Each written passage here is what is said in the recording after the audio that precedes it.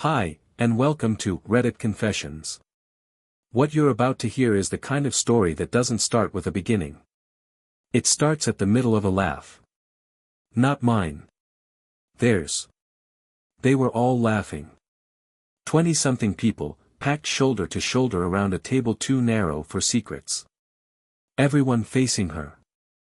Everyone smiling like they were proud just to be part of her audience. She had just delivered the punchline. Something quick, flirty, about someone forgetting her birthday 3 years ago and trying to make up for it with a cactus in a gift bag. It was me, by the way. They howled. She shined. And I sat 3 seats down, chewing a piece of bread I didn't want, pretending it didn't sting. But then, something changed. Mid-laughter, at the height of it, really, her eyes did this thing. She glanced sideways. Not far. Just to her right. To a chair. An empty one. No one else noticed. Why would they? But I did. And in that second, her laugh faded, not in sound, but in meaning. The seat was supposed to be filled. That much was obvious now. It wasn't just empty, it was waiting. There was even a drink. A glass of something pale and watered down, sweating against the linen. She hadn't mentioned it all night. But her glance gave it away.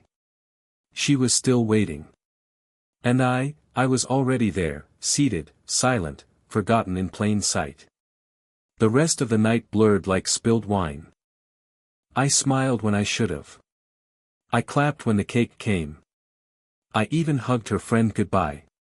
But inside, something had snapped. Not in anger. Not even in betrayal. It was quieter than that. It was the sound of the truth finally sitting down beside me. She didn't want me there. She wanted him. Whoever he was.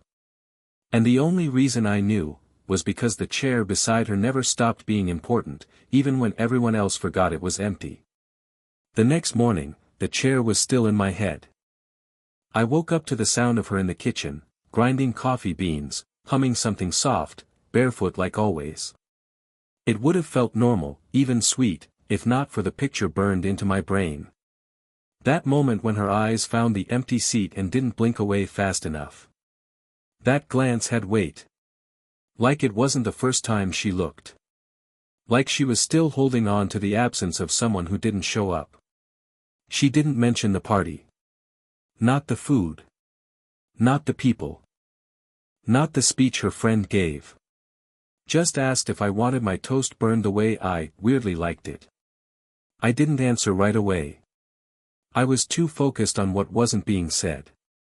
So I asked casually, like I wasn't holding my breath. Who was the seat next to you for? She paused, just for a split second, but I caught it. That breathless hitch behind her smile. Oh, no one, she said. I think it was just an extra place setting. But I remember seeing that drink. That single untouched glass. She hadn't ordered it for herself. She doesn't drink gin. But she didn't correct herself, and I didn't push. I just nodded and ate my burnt toast in silence while she scrolled through her phone like everything was fine. Later that day, I checked the party photos again. There was a group shot someone had posted. You could clearly see her, leaning in, laughing, beautiful as ever. And that glass, the same one from the night before, still sat untouched next to her. Not a single person standing behind the chair. No one leaning in. Like that space didn't exist for anyone except her. That's when something stupid happened. I remembered a name I hadn't thought about in months. Caleb. She used to talk about him a lot. A coworker from her old job. She swore they were just friends, but there was something in the way she said his name that always made me feel like I'd walked in halfway through a private joke. She stopped mentioning him a while back, though. Said he moved to a different firm. Different city, even. I believed her. I always believed her. But now I was wondering, what if he was supposed to come? What if she invited him? What if he said yes? And what if something stopped him? I checked her phone that night. I hate myself for it. I do. But the seed had already taken root.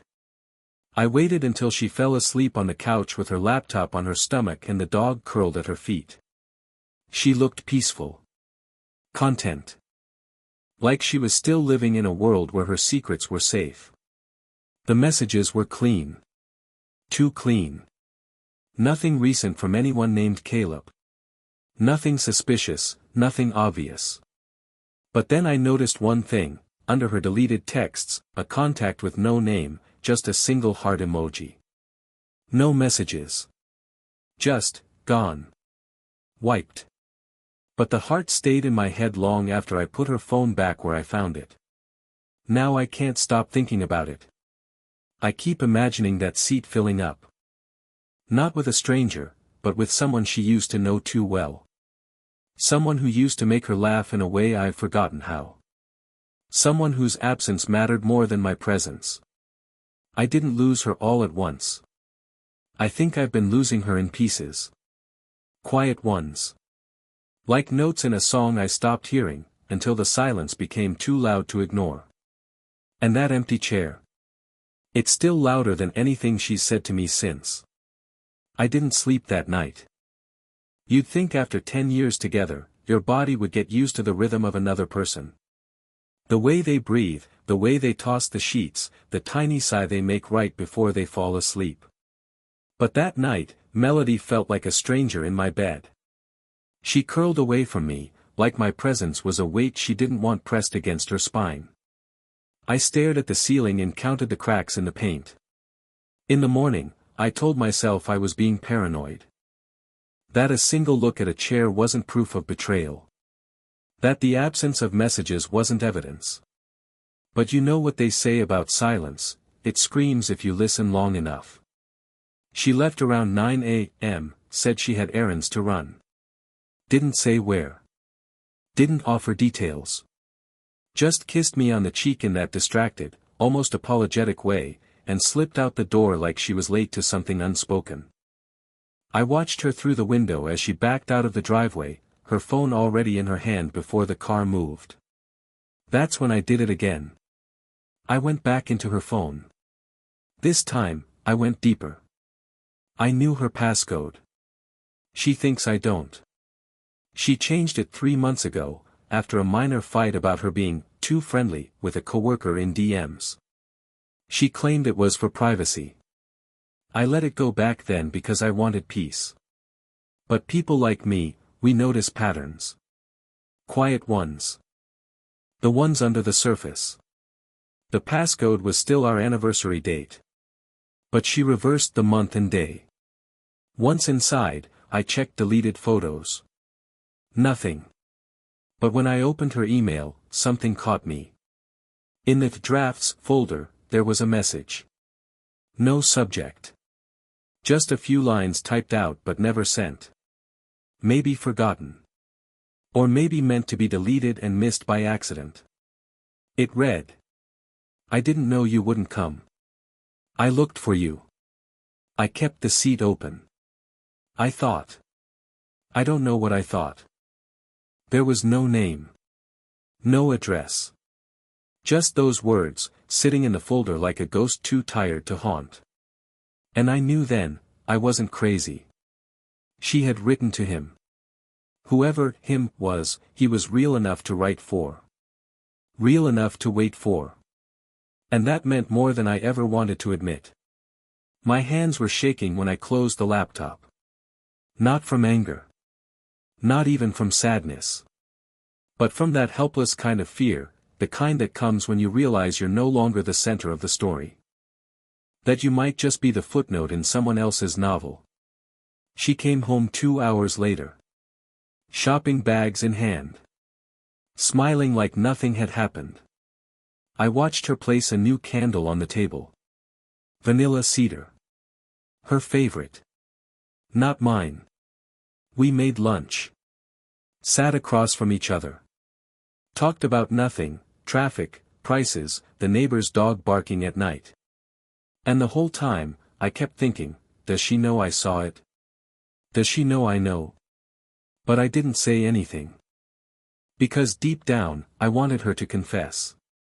I wanted her to look me in the eye and say, there's someone else. I wanted to be hurt honestly, not gently lied to. But Melody? She just asked if I'd remembered to RSVP to her cousin's wedding. As if we were still a team. As if a part of her hadn't already left the building the moment that chair stayed empty. That night, I moved my pillow to the couch. I told her I was having trouble sleeping again. She said okay, kissed my forehead, and rolled over. She didn't ask why. Didn't ask when I'd be back. She just let me go. And maybe that's the part that hurt the most. The next few days were hollow. Not dramatic. Not stormy. Just empty. Melody was cheerful enough. She made dinner, laughed at something on her phone, asked me if I wanted to go see a movie next weekend. She even rubbed my back one evening while I was watching TV, like nothing in the world had shifted. But I could feel it, the performance. The way she was managing the atmosphere, curating her smiles like a well-lit photo. I kept waiting for her to slip. For her mask to fall. It didn't. She was practiced. So I did what I've never done before. I started following her. Not in the dramatic, trench coat and sunglasses way. No. I'm far too boring for that. I just began tracking where she went. When she left for yoga, I checked the app on her phone that showed her car's GPS. She went to a quiet cafe 2 neighborhoods over. Stayed for almost an hour. Came home without a yoga mat. When she went shopping, she spent the entire time parked behind a bookstore, windows up, engine off. And she wasn't reading. I know because I drove by. Slowly. Twice. I didn't confront her. I didn't even flinch. I just catalogued. I made mental notes. Every unexplained location, every vague explanation, every smile that didn't reach her eyes. And then last night, something new happened. Something I didn't expect. Something that made everything click into place, and somehow made it worse. I was cleaning up her laptop. She'd been complaining it was running slow, and I offered to help. She was in the shower. I wasn't snooping, at first. I was just clearing old files, trash, duplicate downloads. That's when I noticed a folder tucked deep inside her music library. It was named simply, July. I opened it. Inside were exactly 9 songs. All soft. All melancholic. All unfamiliar. I clicked the first one. It was a piano-heavy piece, no lyrics, just this slow, aching melody that felt more like a sigh than a song. The kind of thing you play when you're remembering something you wish you could forget, or someone you know you shouldn't. I played through each track. None were popular. All were haunting. But it wasn't until the 7th one that I realized something bone deep, they weren't random. Each song had a time stamp in the file name. 11:43, 12:15, 1:04. Like. Moments. And the final track. 2:07, please come next time. I felt sick. It wasn't just a playlist. It was a soundtrack to something I wasn't part of. She created it. For him. For that night. The night of the party. The night of the empty chair. I don't know if she was planning to play it for him. Or if it was meant to remind her of him. Or if they had once listened to those songs together. But I knew, deep in my gut, that the title of that final track wasn't metaphorical. It was literal. A whisper typed into a file name. Please come next time. She had expected him to come. That message in her draft folder. It wasn't an accident. It was real. And now I wasn't just living with a secret, I was living inside a lie built on music, silence, and glances that weren't mine. I didn't say anything when she walked into the living room that night, her hair still damp from the shower, her face glowing from the steam. She sat beside me and pulled a blanket over both our legs like she still believed in us. I sat frozen, hearing that last piano note echo in my skull. I turned the TV on. She leaned her head on my shoulder. And I stared at the reflection of her face in the black screen before the picture loaded. She was smiling. But not for me. It started with a mirror. Not metaphorically. I mean a real one. The one hanging in our hallway just outside the bedroom. Melody has always used it to check her lipstick before leaving the house. She'd stand sideways, purse her lips, squint a little, and then walk away without a word. I'd seen her do it 100 times. But on Tuesday, something strange happened. I was standing behind her, not directly, just off to the side. She didn't know I was there. She was wearing a beige sweater she never wears around me. One I hadn't seen since last year. It fit her differently now, tighter in places. She looked at herself for longer than usual. Then she smiled. But it wasn't the smile she gives me. It was that soft, far-off kind. The kind people wear when they're imagining something, or someone, not there. Then she did something that made my skin prickle. She fixed her hair, tucked a strand behind her ear, and whispered something under her breath. I couldn't hear the words, but her mouth definitely moved. And the way she tilted her head, it was like she was rehearsing a moment. Practicing a hello she was hoping to say to someone who wasn't me. She caught my reflection behind her and flinched a little. I pretended I was just passing by. "That sweater's new?" I asked, knowing it wasn't. She smiled, but it was late. Delayed. Measured. "Oh, yeah. Just something I pulled out from storage." "Looks nice," I said. She looked at me like she wanted to believe I meant it. Then she left the room. That night, I tried something. I call it the mirror test. While she was out for her so-called yoga class, again, I moved the hallway mirror just slightly. Barely a few inches. Just enough that it wasn't centered. Anyone who used it would notice. When she came back, I pretended to be asleep on the couch. She walked past me, slow and quiet. I heard her heels click against the floor, then stop. Silence. Then the soft sound of wood moving as she adjusted the mirror back to its place. She still cared about how she looked in that mirror. Still needed it to reflect a version of herself that was perfectly staged. For who? That night, I left my phone on the bathroom sink, open to the Notes app, pretending to write something about plumbing code for work. Just a few sentences typed up, but intentionally vague. And just visible enough. It read. "He didn't show. Maybe he got cold feet." But she waited. She even wore the sweater. I wasn't sure if she saw it. I didn't bring it up. I just left it there like bait and waited.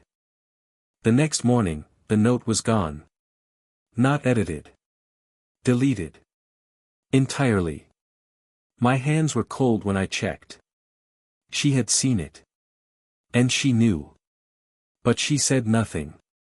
Just poured my coffee, asked if I'd remembered to pay the water bill, and kissed me goodbye like we were still pretending this was a life we both wanted to stay in. I spent the rest of the day haunted by that silence.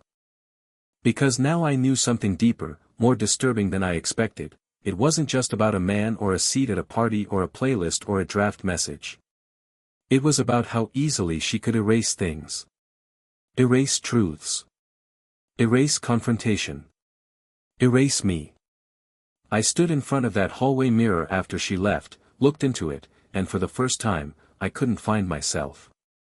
Just a tired man trying to see behind his own reflection, into a marriage that was still smiling at him, while standing completely still. And somewhere inside her silence, something was growing. Not guilt. Control. 2 days ago, I decided to stop guessing and start listening. Not to her, but to the world around her. You'd be amazed how much truth lives in background noise. The things we ignore. The things people say when they think it won't matter. Melody had gotten too good at hiding her lies in silence, so I started searching for the echoes. I went back to the cafe. The one she parked at instead of going to yoga. I sat at the far side near the window with a bitter coffee and a newspaper I didn't read. I wasn't even sure what I was hoping to see. Maybe I thought she'd show up again. Maybe I just wanted to feel the air she breathed when I wasn't invited. What I found instead was a waitress, maybe in her late 20s, blonde streaks in her ponytail, bored but curious. I asked her if she recognized a woman who looked like Melody. I didn't say she was my wife. I just said I was looking for someone I hadn't seen in a while and thought she might have been here recently.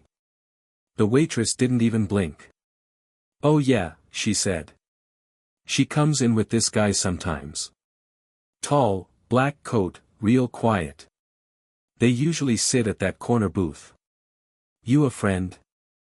My mouth dried out before I could fake a smile. "Something like that." She walked away before I could ask more. She didn't know what she had just dropped in my lap. Or maybe she did and didn't care. The corner booth had a clear line of sight to the entrance. And the mirror above it reflected nearly the entire room. Melody would have chosen that booth on purpose. That's who she is, intentional even when pretending not to be. I walked out of there without finishing my coffee. My hands were shaking and my jaw hurt from how tightly I was clenching it. But not from rage. From humiliation. She'd already brought someone else into her real world. Into our world. This wasn't some lingering crush or emotional fantasy. This was a parallel life. That night, I tried a different tactic. I asked her to go for a walk. Something we hadn't done in a long time. We strolled through the neighborhood like strangers trying to remember how to be married. I told her about a dream I had, something surreal and disjointed, and I watched her eyes closely to see if she was really listening. She smiled, but only at the right moments. Then I asked her something unexpected. "Do you ever think about who you used to be?" She tilted her head. "What do you mean?" "I mean, before me. Before all this. Do you miss that person?" There was a pause. Not long. But not short either. Then she said, "Sometimes. But I think everyone does." It was a safe answer. Too safe. And then she added something strange. "I think if I ever saw the old me walk into a room, I wouldn't recognize her." She said it with a grin, but it sounded like grief. Like she already had seen that version of herself again, sitting across from someone in a corner booth, hiding behind laughter and reflections. I nodded like I understood. I didn't. Later that night, I checked her laptop again. I know. It sounds obsessive now. But if you've ever been lied to slowly, you understand, it doesn't feel like spying. It feels like catching up. This time, I opened her document history. And that's when I found it. A file named simply, Conversations. Opened 2 days ago. Modified late last night. It wasn't a journal. It wasn't a script. It was something in between. Each line began with a dash. Like a practice dialogue. Lines like, "You always order that stupid tea. I never said I regretted it. Don't look at me like that, you knew what this was. Please don't ruin the only place I feel normal. I'm not doing this in front of him." My stomach turned at that last line. Because I knew exactly who him was. Me.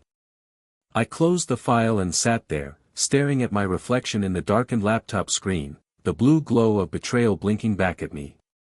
She was rehearsing things she was afraid might slip out in front of me. Not text messages. Not emails. Words. Words she planned to say to him. Words she was afraid might fall into my ears if I got too close. Melody hadn't just built a second life. She was writing the script. And I was the only one who didn't know I'd already been cut from the scene. Last night, I took the most cowardly and the most courageous step I've ever taken. I set a trap. Not the kind with hidden cameras or secret recordings. I'm not that kind of man. I don't have the stomach for vengeance. I barely have the nerve for the truth. But I needed something more than glances, drafts, playlists, and silent confessions scribbled in unnamed files. I needed to see it for myself. Not her lie, but her choice. I started by doing what she least expected. I invited her out. A new place. A trendy bistro downtown I pretended a coworker had recommended. She smiled when I told her, pleasantly surprised, maybe even a little suspicious. I could see it in her eyes. I don't normally do this. I'm not the spontaneous date night type. That was always her role.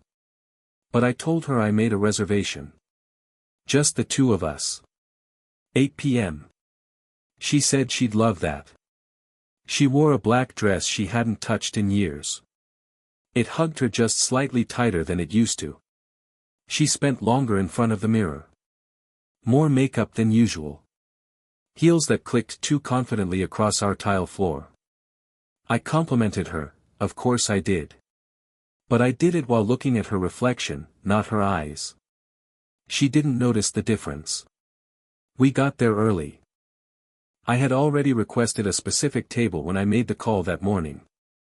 A booth near the back, with a perfect line of sight to the entrance. A long mirror behind her seat. I told her I just liked the ambience. She didn't question it. We sat. We ordered. We talked about nothing. The waiter was polite. The music was soft.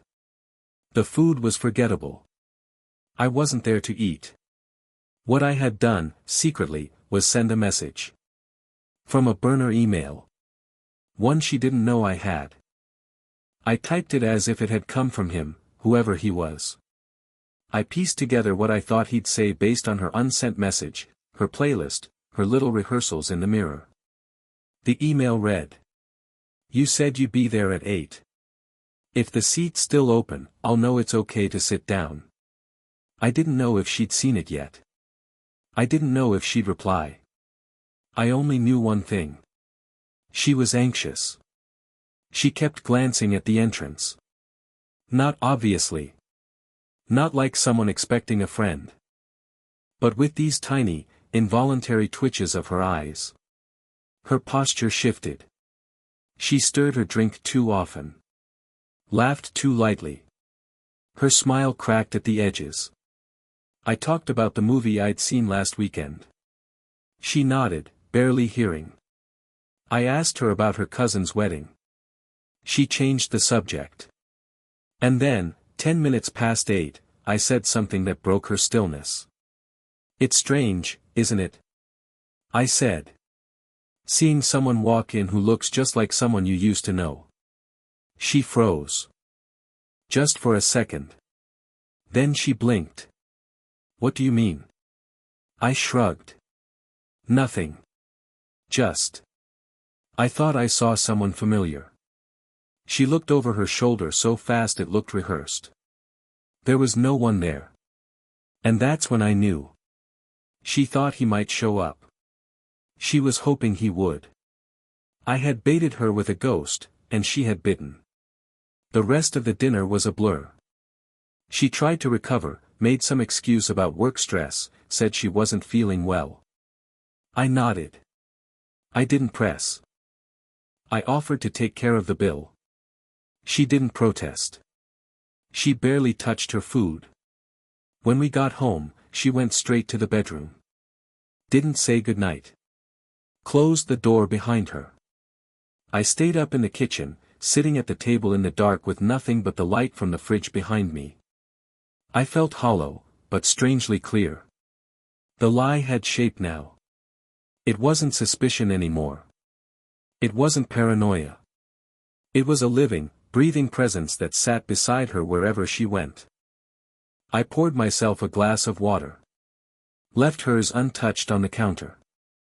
I didn't sleep. In the morning, I walked into the hallway and found the mirror, again, off-center. Slightly. Barely. But not how I'd left it. She had stood there late last night. Alone. Waiting. Fixing. Practicing again. For who? For him. For the man who never came, but who still owned space inside her like rent was never due. It wasn't the seat that betrayed me. It was her reaction to it. That flicker of disappointment that she couldn't smother fast enough. That desperate hope she didn't know I saw. She didn't cheat with her hands. Not yet. But her eyes had already left me. And I'm beginning to wonder if they were ever really mine to lose. I didn't confront her. Not in the dramatic, throw the phone on the table kind of way. Not with yelling, or accusations, or long speeches she could twist into something about my insecurities. No. I did something harder. I let the silence speak for me. The next morning, I made her breakfast. Not out of love. Not out of denial. Just out of habit, I guess. Eggs, toast, coffee, her usual. I set it down at her side of the table, just like I always had. She blinked, confused. Asked if it was a special occasion. I smiled and told her no. Just felt like doing something normal. That word hung in the air for a bit. Normal. She smiled back, but there was a flicker in her eyes, like she could sense the shift. Like a page had turned in a book she wasn't done writing. Later that day, while she was in the shower, I packed a small bag. Not everything. Just what I needed. A few clothes. My laptop. My copy of The Little Prince, which I hadn't touched in years but suddenly wanted to read again. And the playlist. The one I made last night, not of her songs, but of mine. Music that reminded me who I used to be before I started fading into someone else's shadow. I left her a note. Nothing cruel. Nothing dramatic. Just honest. I saw the seat. I saw the look. I saw what it meant. But I've decided I don't want to sit in places where I have to question whether I'm wanted there. I'm not angry. I just need to find a table where there's no space reserved for someone else's ghost. Then I walked out. I didn't slam the door. I didn't look back. I got in the car and started driving. No plan. Just a road ahead and the feeling of air filling my lungs in a way it hadn't in months. Maybe years. For the first time, I felt light. Not because I was leaving her, but because I was finally choosing me. Not the version of me who sat 3 chairs away pretending everything was fine. Not the version who begged mirrors for answers. But the version who understood that sometimes, love ends quietly, and self-respect begins the same way. I don't know where I'll go next. A friend offered me their guest room for a while. Maybe I'll take a trip. Maybe I'll finally write the short story I've been putting off for 6 years. Maybe I'll just sit somewhere and drink a coffee without looking at the door. But I do know this. I'll never wait for someone to choose me again. Because I don't belong in empty seats. I belong where I'm seen, heard, and valued. And if you're still listening, if you've ever felt like I did, like a placeholder in your own life, then maybe this story was for you too. Thanks for being here on Reddit Confessions. If something in this story hit close to home, drop a comment below and share the moment you knew something was off but stayed quiet anyway. Or maybe the moment you found the courage to walk away. Your story could help someone else find theirs. Don't forget to subscribe for more real, emotional stories just like this one. We'll see you in the next confession.